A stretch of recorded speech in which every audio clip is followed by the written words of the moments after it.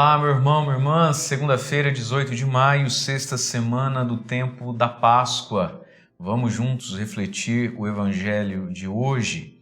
E o Padre quer pedir a quem me acompanha pelo YouTube, se você puder não se esquecer sempre, toda vez, o joinha, o like aí embaixo, essa mãozinha que tem. Você ajuda o canal a ir para mais pessoas, tá bom? E se você está comigo pelo YouTube e ainda não se inscreveu, aqui embaixo é só clicar em inscrever-se, ativar esse sininho. Tem a homilia diária e tantas coisas que acontecem dentro desse canal também, para você ser notificado aí na sua casa e no seu celular também, tá bom? Vamos refletir o Evangelho de hoje. Se encontra em São João, capítulo 15, versículo 26, até o capítulo 16, no versículo 4. Diz assim: Naquele tempo disse Jesus aos seus discípulos: Quando vier o defensor que eu vos mandarei da parte do Pai, o Espírito da verdade, que procede do Pai, ele dará testemunho de mim. E vós também dareis testemunho, porque estáis comigo desde o começo. Eu vos disse estas coisas para que a vossa fé não seja abalada. Expulsar-vos-ão das sinagogas, e virá a hora em que aquele que vos matar julgará estar prestando culto a Deus. Agirão assim porque não conheceram o Pai, nem a mim. Eu vos digo isto para que vos lembreis de que eu o disse quando chegar a hora. Palavra da salvação, glória a vós, Senhor. Irmãos e irmãs, Jesus hoje, na continuidade praticamente do que ouvimos nesse final de semana, no Evangelho do domingo, nos apresenta o Espírito Santo como o defensor. Quando vier o Espírito Santo, quando vier o defensor, o Espírito da verdade. O Espírito Santo é o defensor e é o Espírito da verdade. O que ele fará? Ele dará testemunho de mim. É o Espírito Santo que testemunha dentro de nós a verdade de Deus, a verdade do Evangelho, a verdade da ressurreição. Quando a gente recebe o Espírito Santo e tem o Espírito Santo de Deus em nós, nós temos uma testemunha da ressurreição. Então, gostaria de convidar você a pensar isso. Por que para nós a fé, graças a Deus, é algo tão evidente? Por que nós cremos com todas as nossas forças em coisas que a gente nunca viu? A respeito de coisas e fatos nos quais a gente não estava presente. Por exemplo, a ressurreição. Nem eu nem você estávamos lá. A gente não viu o ressuscitado. Tudo que a gente lê, por exemplo, sobre Jesus ressuscitado, as suas manifestações, aparições, nem eu nem você estávamos lá. Mas a gente crê, graças a Deus. E a nossa fé é a razão da nossa alegria. Mas por que a gente crê?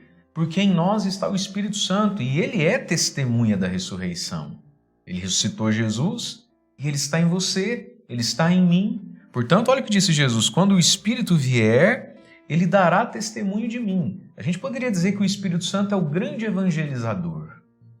Quantos de nós vivemos essa experiência na vida, em nós mesmos e vimos em tantas pessoas? Uma fé morta, uma fé vacilante, uma fé de contexto, de tradição, no sentido meu pai é católico, meu avô também era, então a gente vai sendo. Mas era algo assim tão sem graça, tão sem vida, tão vacilante, até que a gente faz uma experiência com o Espírito Santo de Deus e de repente, bum, descortina, aviva e acende tudo. E aquela pessoa que entrou naquele encontro, naquela celebração, naquele acampamento, seja lá o que for, tão duvidosa, sem ler livro nenhum, sem participar de debate nenhum, ela sofre, ela vive, ela recebe um convencimento interior extraordinário, uma conversão de vida, um quebrantamento interior. Quando vier o Espírito defensor, o Espírito da verdade, ele dará testemunho de mim, nos corações, nas mentes, nas inteligências. O Espírito Santo testifica, testemunha, esclarece e evangeliza a respeito de Jesus, quem ele é, o que faz em nós. E aí, com esse Espírito Santo, o que a gente faz? Próximo versículo. E vós também dareis testemunho, porque estáis comigo desde o começo. Portanto, eu recebo o Espírito Santo, a grande testemunha de quem é Jesus e do ressuscitado, e daí eu me torno um testemunho. Eu também testemunho, eu também professo essa fé E há testemunho pela minha vida, pelas minhas atitudes, pelas minhas palavras, pelos meus posicionamentos. A gente também testemunha Jesus com a força e a presença do Espírito Santo de Deus em nós. E aí Jesus vai dizer algo então. Eu vos disse essas coisas para que a vossa fé não seja abalada. Veja, Jesus estava prevendo que iriam acontecer coisas que iriam abalar a fé daqueles seus discípulos, daqueles seus amigos. E na sua vida, na minha vida também, já aconteceram, pode ser que esteja acontecendo, mas com certeza ainda vão acontecer coisas que têm o poder de abalar a nossa fé, de nos colocar naquela crise, naquele sentimento, naquele pensamento de: será que eu fiquei doido? Será que eu fiz bem? Será que eu fiz certo? Será que o caminho, será que esse negócio de Deus, Jesus, igreja, será que isso é isso mesmo? Será que certo não está com o mar de fulano que já voltou atrás faz tempo? Quem nunca viveu isso? Muitos estão vivendo e vão acontecer coisas na nossa vida onde esse pensamento se torna muito vivo. A crise de fé e o pensamento de voltar atrás e até mesmo de achar que o que nos trouxe até aqui não foi fé, não foi Deus. Foi uma ilusão, foi um simplismo meu que me abriu essa experiência. Olha o que está dizendo Jesus. Eu vos disse essas coisas para que a vossa fé não seja abalada. Porque sim, meus irmãos, o diabo quer roubar a nossa fé. E ele se utiliza dos fatos dessa vida e quer que a gente se equivoque na interpretação que a gente faz da vida, do sofrimento, da cruz, mas também do sucesso, das glórias e das bênçãos, para que a nossa fé fique abalada, perca a sua estrutura. E aí Jesus vai apontar aquilo que mais abala a nossa fé. E o que mais abala a nossa fé, meus irmãos, não é doença, não é dívida, não é traição, não é decepção, não é o pecado de quem convive conosco, nem os nossos próprios pecados. A gente vai vendo que as pessoas, claro, muita gente se abala com isso também, mas que às vezes a gente vai atravessando bem essas coisas, mas tem algo que nos abala: a perseguição e a exclusão por causa da fé. Como tem poder, é como que uma bomba atômica mesmo isso aqui. Eu estou sendo perseguido, eu estou sendo discriminado, eu estou sendo excluído porque sou de Jesus. Eu que não consigo odiar ninguém, como diz lá a música do Engenheiros do Havaí, né? Eu não consigo odiar ninguém. Estou sendo odiado, estou sendo excluído, estou sendo posto de lado. Os apóstolos perseguidos mesmo, até o martírio. Não é o nosso caso hoje, mas o martírio do nosso nome, né? As provocaçõezinhas, mas às vezes brigas e polêmicas num casamento, dentro de casa, amizades que a gente vai vendo que não dá mais para conviver com aquilo por causa de Cristo. A gente recebe sobre nós um ódio. Olha o que diz Jesus. Eu estou dizendo essas coisas para que a vossa fé não seja abalada. Olha lá. Expulsar-vos-ão das sinagogas. E virá a hora em que aquele em que vos matar julgará estar prestando culto a Deus. Percebe? O discípulo de Jesus que se torna objeto de horror, de nojo, de ódio, de some com isso daqui, né? E esse expulsar-vos-ão das sinagogas, isso aqui para um judeu, a sinagoga era o lugar da oração, da religião, mas era o lugar da comunidade. Ser expulso da sinagoga era ser expulso do bom nome, do contexto social, qual seja ele. É se tornar o patinho feio mesmo, de tudo, da família, da igreja, do trabalho, de tudo. Ser expulso da sinagoga, meu Deus! E ser odiado a ponto de quererem me matar? E aí Jesus explica. Agirão assim porque não conheceram o Pai nem a mim. E aqui está, meus irmãos, nós na nossa limitação, nas nossas imperfeições, desde que a gente não viva em pecado. Imperfeição é uma coisa, viver em pecado é outra. Tem gente que vive em pecado. E claro, todo mundo que vive em pecado tem as suas imperfeições, né? Mas tem gente que, acredito que somos a maioria de nós, não vivemos em pecado, mas a gente tem as nossas imperfeições, nossas limitações, né? Nossos defeitinhos aí de fábrica. Mas olha o que está dizendo Jesus então, e o que a gente precisa entender. Apesar, meus irmãos, das nossas imperfeições, nós transmitimos sim Deus.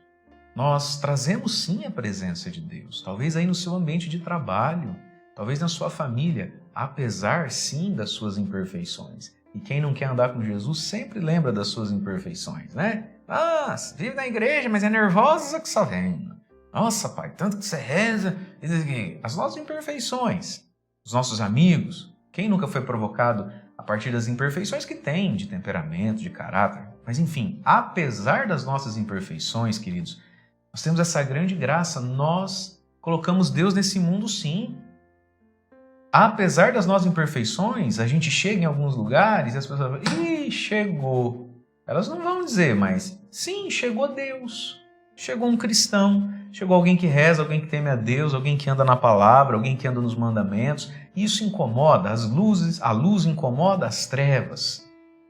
A luz irrita o olho que está na escuridão.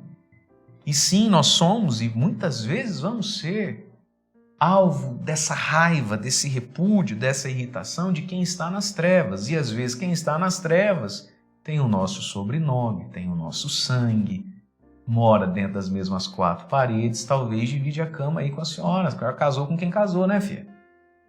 Saiu de dentro da sua barriga. Convive com a gente, se esbarra com a gente todos os dias. Nós seremos odiados por tantos, porque apesar de imperfeitos, Deus, na sua infinita misericórdia e graça, nos dá a graça de testemunhar Jesus, de sermos presença de Deus. Deus queira que seja essa a verdade a respeito de nós, né?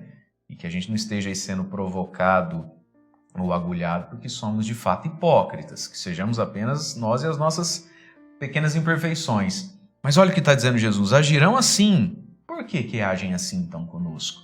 Porque não conhecem o Pai. E Jesus disse, nem a mim. Gente, o povo não conhece Deus. O povo não respeita Jesus Cristo. Vai respeitar você e eu. Então, quando agem assim contra mim, contra você, na verdade estão agindo assim contra o próprio Deus, que se manifesta através de você. Que graça é isso? Isso acontece sim. Nós somos sal da terra, nós somos luz do mundo. E quem está com o paladar enfermo não tolera o sal, não tolera o sabor. Eu acho que nesse versículo, muitos de nós poderíamos aliviar o nosso coração e as nossas coisas. E quantas vezes a gente se sente, perseguido? O que eu fiz, padre? Você não fez nada, a pessoa não gosta do Deus que você representa e atualiza com a sua vida. E aí Jesus diz, eu vos digo isto para que vos lembrei de que eu o disse, quando chegar a hora.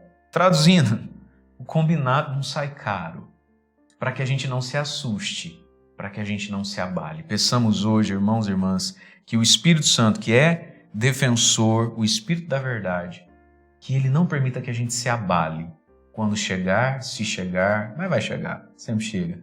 Quando chegar as perseguições por causa do Evangelho, da Palavra e de Jesus. Que essas coisas não nos abalem, que a gente possa permanecer sempre em Cristo. Deus abençoe você. Em nome do Pai, do Filho e do Espírito Santo. Amém.